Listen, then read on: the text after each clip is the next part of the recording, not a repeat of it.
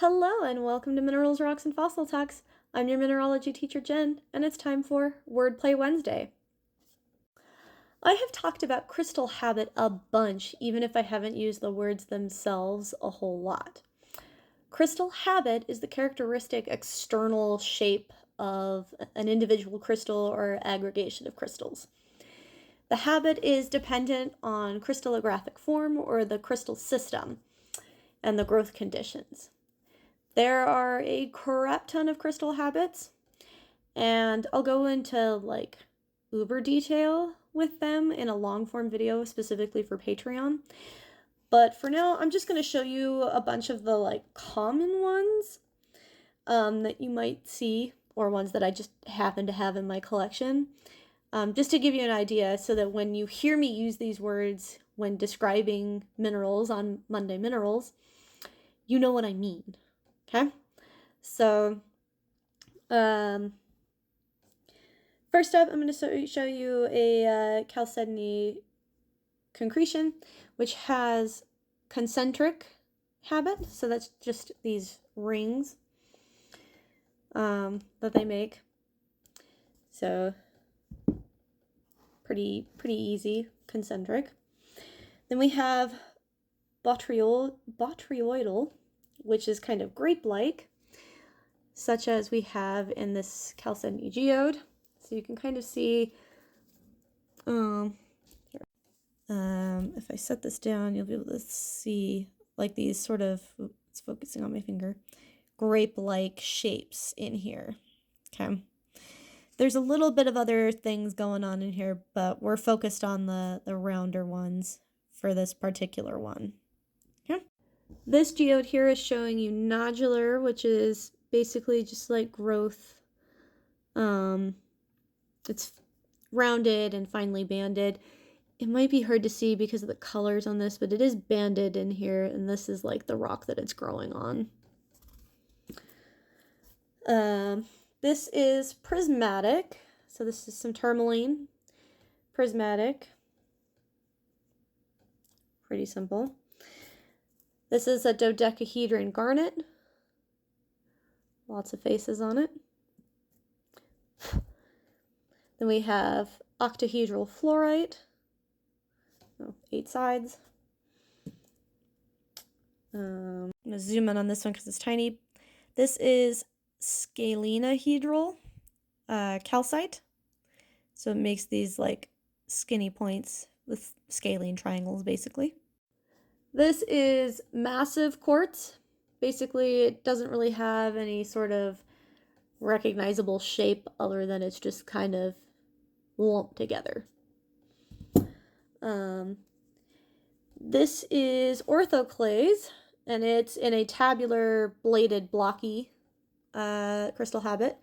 So you can kind of see that it's got different layers. Those are different crystals.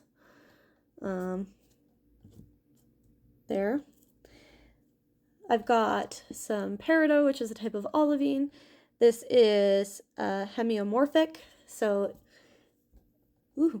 both ends have a different shape, so you can see the shape of the top of this is kind of in this shape, whereas the bottom is in a different shape.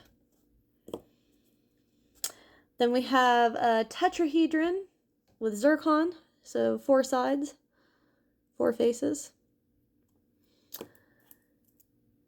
This is, I'm gonna have to zoom.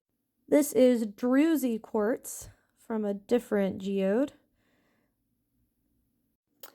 Druzy is such a fun word. I've got hexagonal corundum, or ruby, right here, so 6 sides. We've got cubic pyrite. We've got dendritic, so these are manganese dendrites. Not to be fooled thinking they are fossils, because they are not. We've got rhombohedral with this gypsum, so it makes a rhombus. I've got so many different types of gypsum here, guys. So this is desert rose gypsum, which gives you a rosette